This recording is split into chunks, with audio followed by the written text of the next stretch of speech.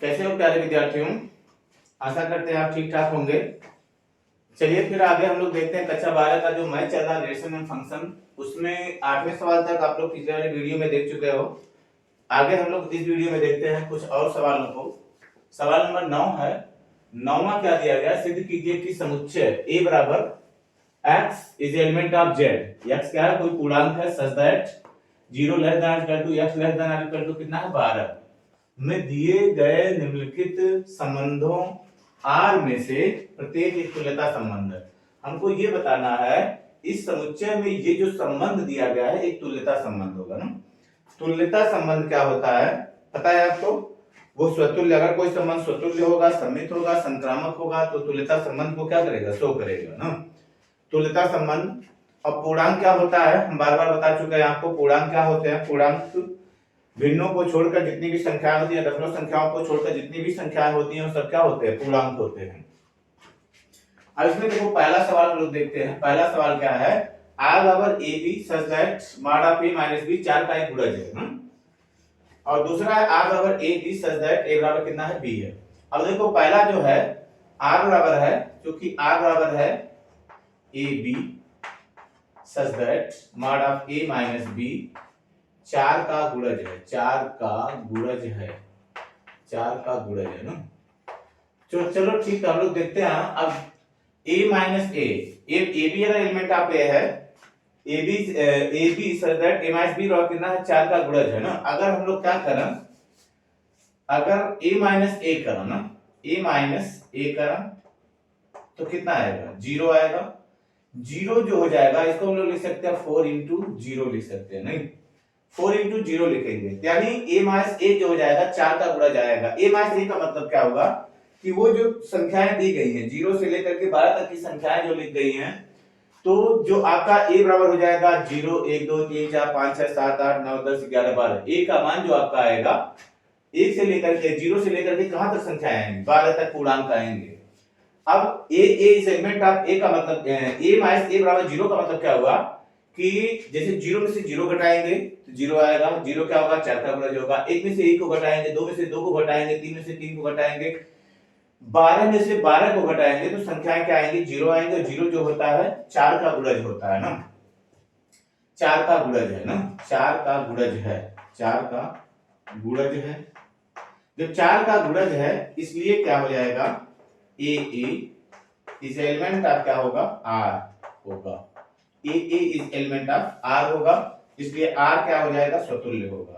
r स्वतुल्य, स्वतुल्य होगा। r स्वतुल्य हो जाए होगा ना।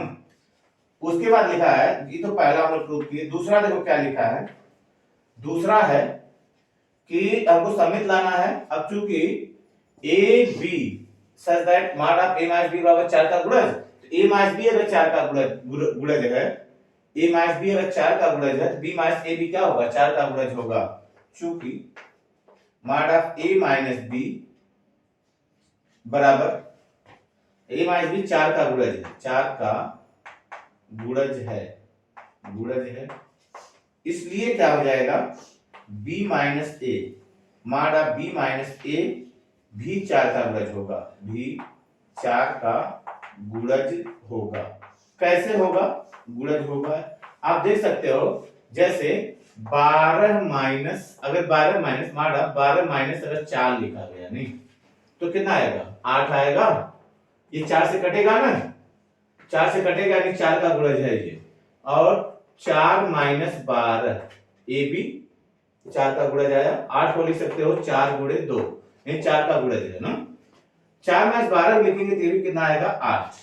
मॉडुलस संख्या इसलिए क्या होगी? यानी 12 4 एलिमेंट है r का, 4 12 भी एलिमेंट होगा r का ना। तो इस तरह से इसको हम लोग लिख सकते हैं। देखो अब इसमें क्या हो जाएगा आपका? इसमें देखिए हो जाएगा 4 का गुणज होगा, इसलिए क्या लिख सकते हो आप? इसलिए A B is element of r होने पर B A is element of r होगा। B A is element of r होगा। ये बातें आपकी हो जाएंगी ना। चलो ठीक है, इसलिए r क्या हो जाएगा? सममित होगा।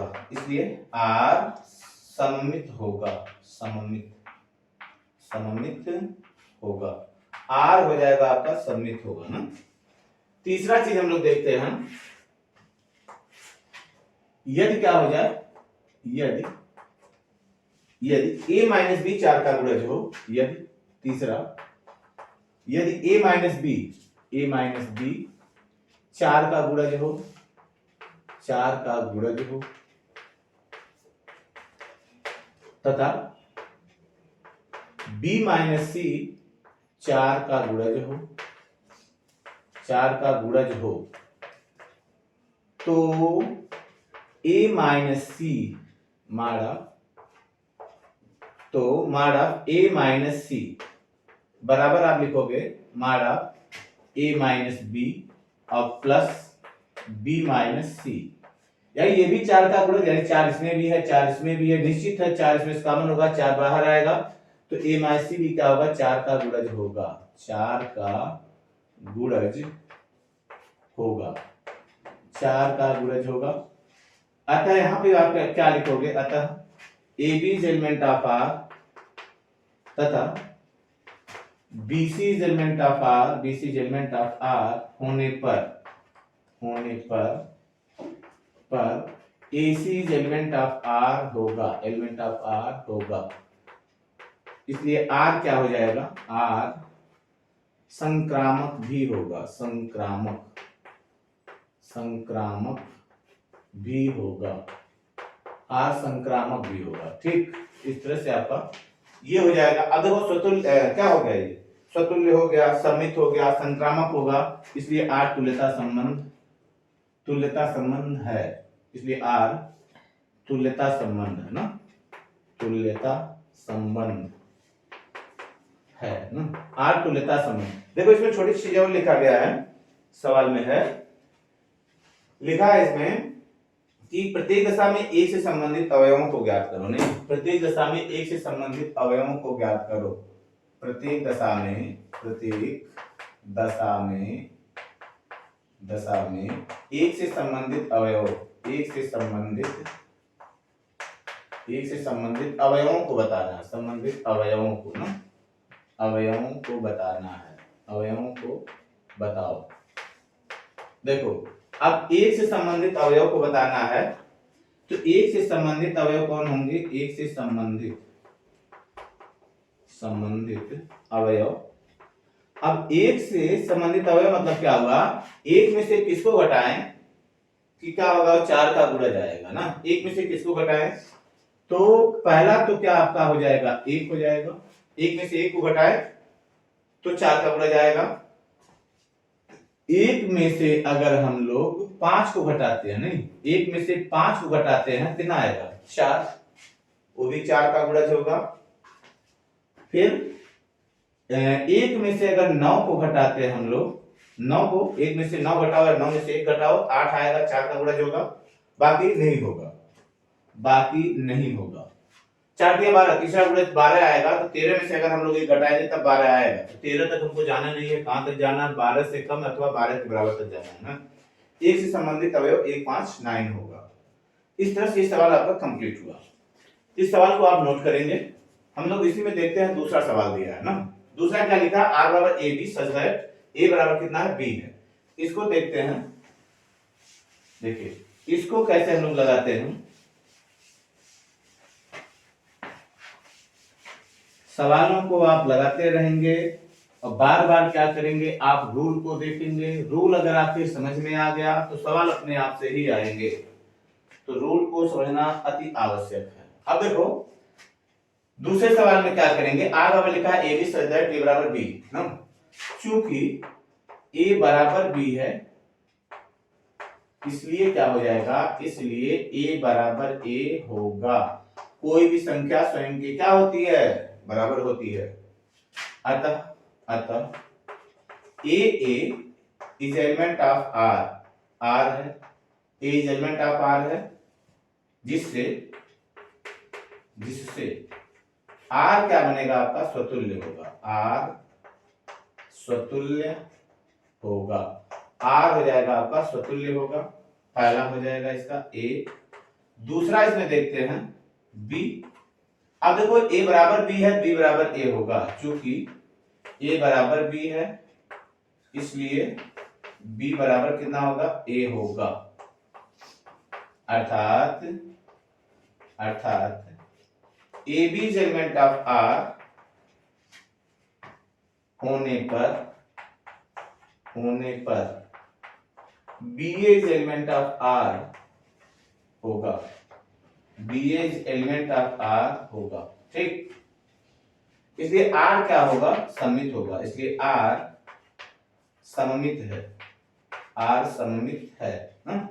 ठीक, तीसरा देखते हैं हम लोग, तीसरा चीज क्या दिया है, तीसरा है हमको संक्रामक लाना है। अब चूंकि ए बराबर बी है, माना बी बराबर कितना है, सी है, इसलिए क्या हो जाएगा, बी का मान यहां रखेंगे, ए बराबर सी आएगा, इसलिए ए बराबर सी होगा। अतः क्या बन जाएगा आपका, ए बी तथा बी सी, ए बी तथा B C element of R होने पर, एलिमेंट ऑफ आर होने पर A C is element of R होगा, A C is element of R होगा। बात समझ में आया। इसलिए आर क्या होगा, संक्रामक होगा, इसलिए आर संक्रामक होगा, आर संक्रामक होगा, आर जो होगा आपका संक्रामक होगा ना।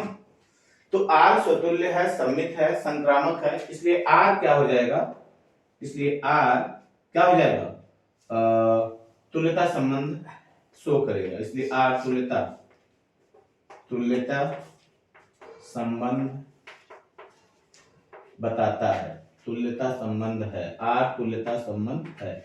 इसमें भी बताना है एक किससे संबंधित होगा, नहीं तो एक जो होगा एक से ही संबंधित होगा। बात समझ में आया, एक से ही संबंधित होगा, क्योंकि एक के ही बराबर है ना। यहां एक स्वयं एक से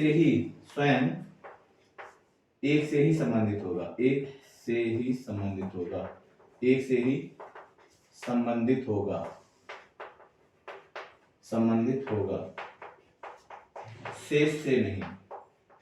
शेष से नहीं। क्यों नहीं, क्योंकि अगर हम लोग एक का संबंध दो से बतावे तो एक बराबर दो कभी नहीं होगा, एक जब भी बराबर होगा किसके बराबर होगा, एक के ही बराबर होगा ना। इस तरह से आपका ये सवाल कंप्लीट हुआ, इसको आप क्या करें, नोट करें। मिलते हैं नेक्स्ट सवाल में। आइए अगला सवाल हम लोग देखते हैं। अगला सवाल क्वेश्चन नंबर 10 है ना। क्वेश्चन नंबर 10 में जो है आपको एक उदाहरण बनाना है। उदाहरण बनाना तो आप डिफिनेशन को बढ़िया से देख करके उदाहरण को बनाइएगा। अगर सवाल आपके समझ में नहीं आएगा कमेंट में बताएंगे तो 10वां सवाल भी हम आपको बता देंगे। 10वां सवाल के बाद आता है आपका सवाल नंबर 11 आता है ना। सवाल नंबर 11 क्या है, सिद्ध करो किसी समतल में स्थित बिंदुओं के समुच्चय में r बराबर pq सच दैट बिंदु p की मूल बिंदु से दूरी बिंदु q की मूल बिंदु से दूरी समान है। यानी मूल बिंदु से बिंदु p व q है, नहीं ये मूल बिंदु है, दो बिंदु है, p है, एक बिंदु क्या है, q है, आई p है क्या है, q है। ये मूल बिंदु आपका 0 0 है। यहां से दूरियां क्या है, समान है। ये दूरी मान लीजिए a है, ये दूरी मान लीजिए b है। यानी a बराबर क्या लिखा है, b दिया है, दूरियां समान है, द्वारा प्रदत्त संबंध r एक तुल्यता संबंध, इसको आपको बताना है ना। यहां मान लेंगे, माना सॉल्यूशन में हम लोग चल रहे हैं, माना बिंदु p व q की बिंदु p व q की मूल बिंदु से दूरी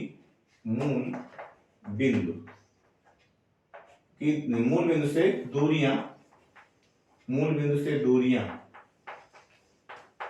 a व b है ना, a व b है।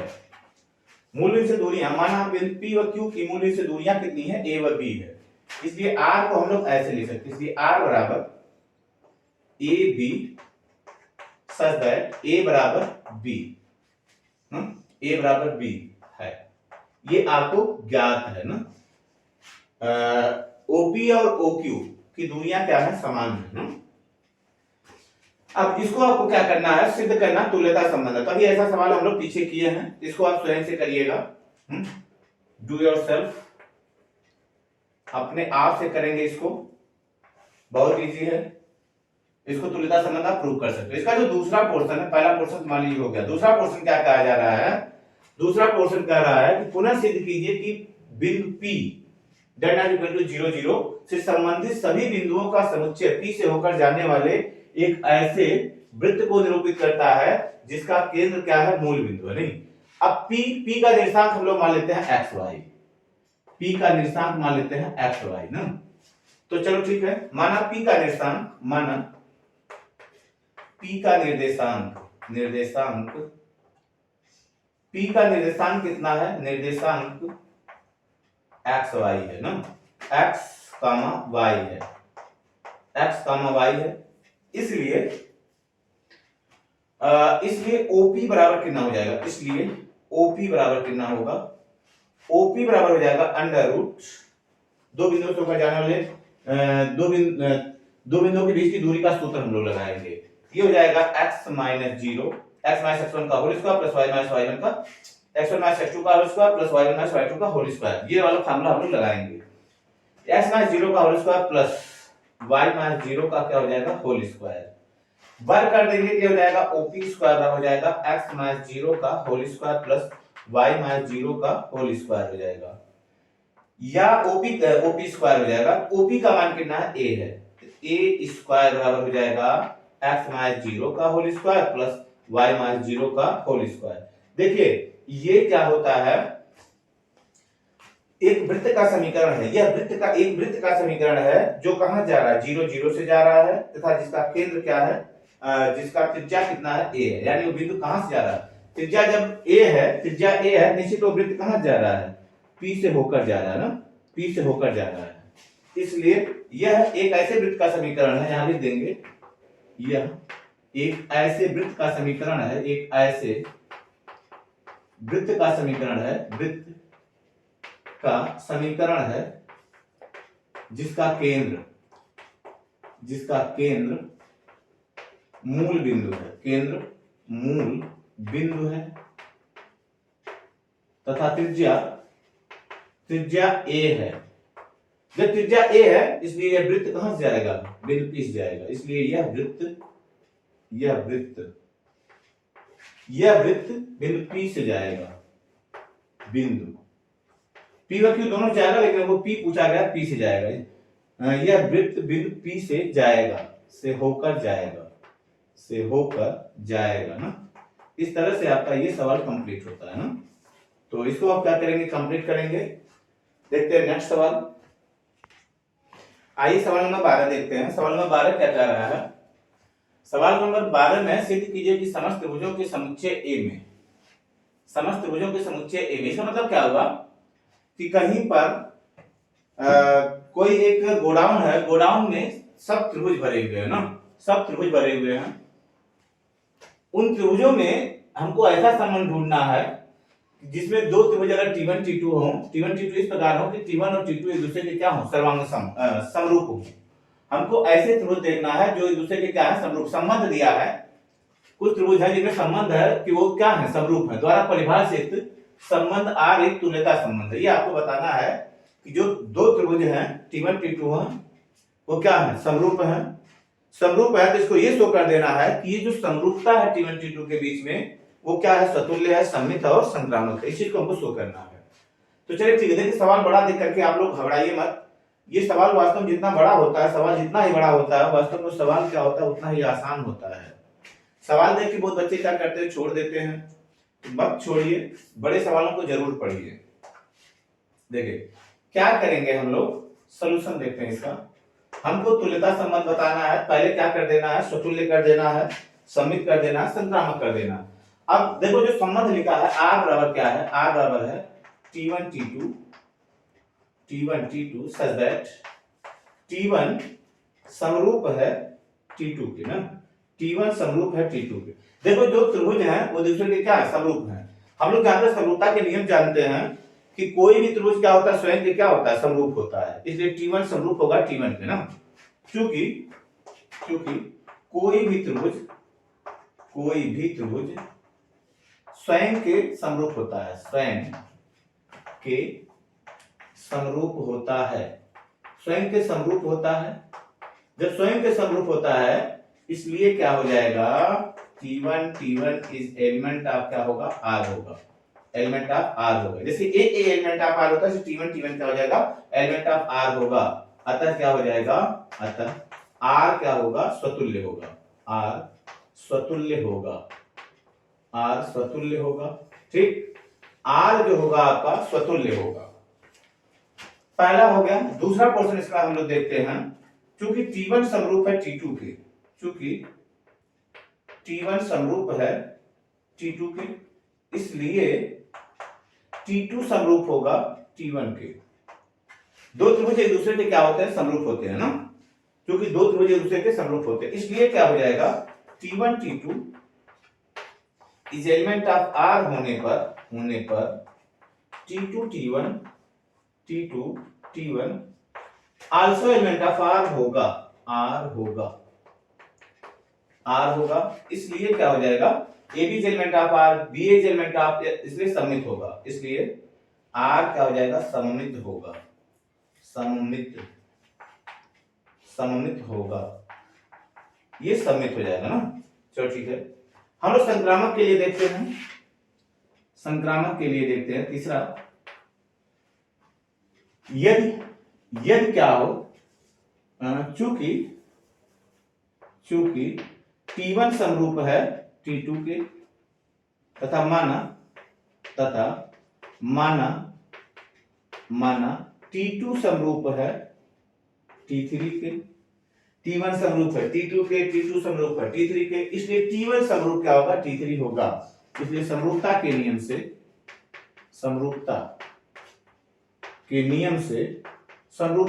से क्या हो जाएगा, नियम से T1 समरूप क्या हो जाएगा, T1 समरूप क्या होगा, T3 होगा ना। अतः T1 T2 तथा T2 T3 is element of R होने पर T1 T3 also element of R होगा, इसलिए R क्या हो जाएगा, R संक्रामक भी होगा, संक्रामक है, स्वतुल्य है, इसलिए क्या, सममित है, इसलिए क्या हो जाएगा, ये तुल्यता संबंध होगा। अतः R एक तुल्यता संबंध है, R एक तुल्यता संबंध है, तुल्यता संबंध है ना। इसमें देखिए और क्या कहा है, भुजा 3 4 5 वाले समकोण त्रिभुज, भुजा 3 4 5 वाले समकोण त्रिभुज T1, भुजाओं 5 12 13 वाले समकोण त्रिभुज T2 तथा भुजा 6 8 10 वाले समकोण त्रिभुज T3 पर विचार करना है ना। आपको T1 T2 T3 में से कौन से त्रिभुज परस्पर संबंधित है, मतलब क्या होना चाहिए कि ये जो त्रिभुज लिखा है, ये जो त्रिभुज है, क्या ये दोनों समरूप हैं, क्या ये दोनों समरूप हैं, कहा गया, कहा ये दोनों समरूप हैं, एक तो कहां है, एक तो कहीं है, यहाँ पे ना। हमको ये समरूप दिखाना है, ये समरूप दिखाना कौन समरूप है आपस में ना, समरूपता के नियम को कौन पालन कर रहा है। समरूपता में देखो क्या होता है, समरूपता में संगत भुजाओं का अनुपात क्या होना चाहिए, बराबर होना चाहिए। जिनके लिए संगत भुजाओं का अनुपात बराबर होगा वही क्या होंगे, समरूप होंगे।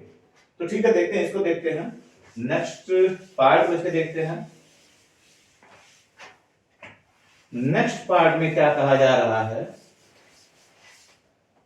देखो पहले हम लोग 3 4 5 वाले क्या करते हैं, 3 4 5 तथा, या ऐसे कर दो T1 तथा T3 के लिए, T1 तथा T2 के लिए समरूपता के नियम से, समरूपता का नियम लगाएंगे, समरूपता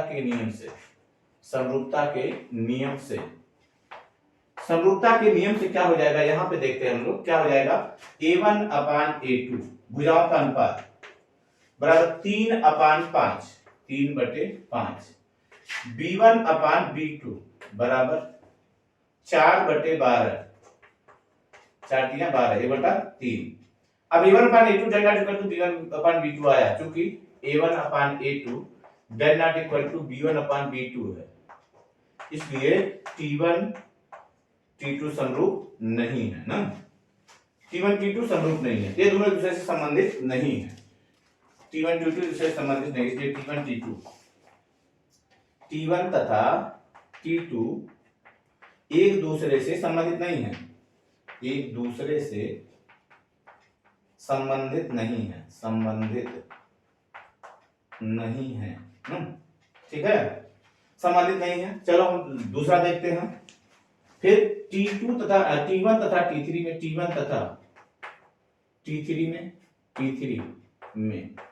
T1 तथा T3 में A1 अपान A2 बराबर, निकालो, 3/6, 1/2, B1 अपान B2 बराबर 4/8 बराबर 1/2, C1 अपान C2 बराबर 5/10 बराबर 1/2। देखिए इसमें क्या आया, संगत भुजाओं का अनुपात बराबर आया, इसलिए क्या है, समरूप है। चूंकि यहाँ दोनों T1 T3 में भुजाओं का अनुपात क्या है, यहाँ समरूपता के नियम का पालन होता है, समरूपता के नियम का पालन होता है, के नियम का पालन होता है, पालन होता है, समरूपता के नियम का पालन होता है, इसलिए T1 समरूप क्या है, T3 है ना। इसलिए T1 और T3 एक दूसरे से संबंधित है, इसलिए T1 व T3 एक दूसरे से संबंधित हैं, एक दूसरे से संबंधित हैं, संबंधित हैं, संबंधित हैं। T1 इसी प्रकार T2 तथा T3 भी एक दूसरे से संबंधित नहीं होंगे। T2 समरूप T3 नहीं होगा, नहीं होगा, इसलिए T2 T3 भी एक दूसरे से संबंधित नहीं है। T2 T3 भी एक दूसरे से संबंधित नहीं है, एक दूसरे से संबंधित नहीं है। इस तरह से क्या हुआ, आपका ये सवाल कंप्लीट हुआ ना। तो ये सवालों को भी देखिएगा आप लोग, सवाल बड़ा देख करके भागिएगा मत, ये सवाल सब क्या होते हैं, आसान होते हैं ना। चलिए देखते हैं हम लोग नेक्स्ट सवाल। आइए हम लोग सवाल नंबर 13 देखते हैं। सवाल नंबर 13 क्या कर रहा है, सिद्ध कीजिए कि समस्त बहुभुजों के समुच्चय ए में, समस्त बहुभुजों के समुच्चय, बहुभुज माने उसमें वर्ग भी है, त्रिभुज भी है और आयत भी है, समचतुर्भुज, यानी सब कुछ क्या है, एक ऐसा समुच्चय ए है जिसमें सब कुछ रखा हुआ है ना?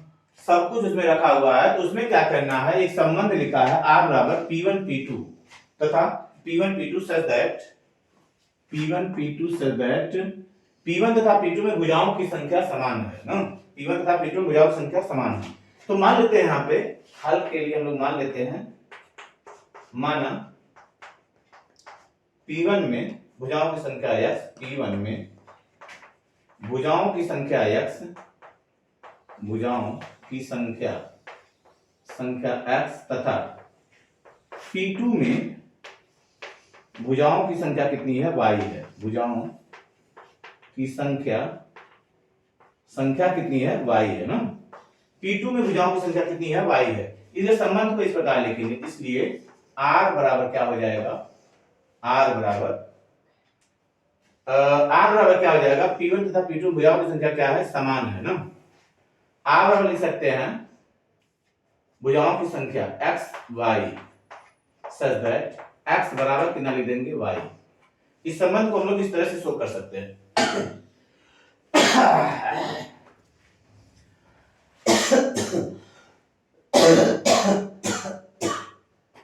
x such that x बराबर कितना लिख देंगे हम लोग, y लिख सकते हैं ऐसे ना। जहां x y का है, x y क्या है, P1 तथा P2 में भुजाओं की संख्या है। जहां x y P1 तथा P2 में P1 तथा एक्स वाई P1 तथा P2 में भुजाओं की संख्या है। P2 में भुजाओं की संख्या है ना, भुजाओं की संख्या है ना। P1 तथा P2 में भुजाओं की संख्या है।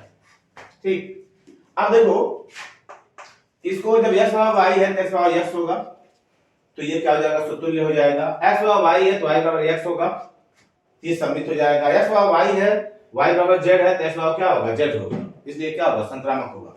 इसको आप सही से करेंगे, डू योरसेल्फ, स्वयं से करेंगे इसको आप।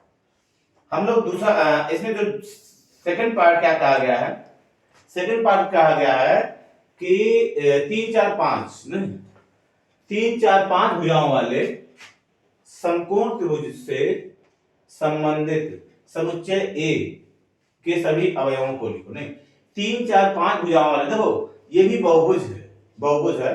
एक बड़ा सा घर है, उस घर में कई कमरे हैं ना, कई कमरे हैं।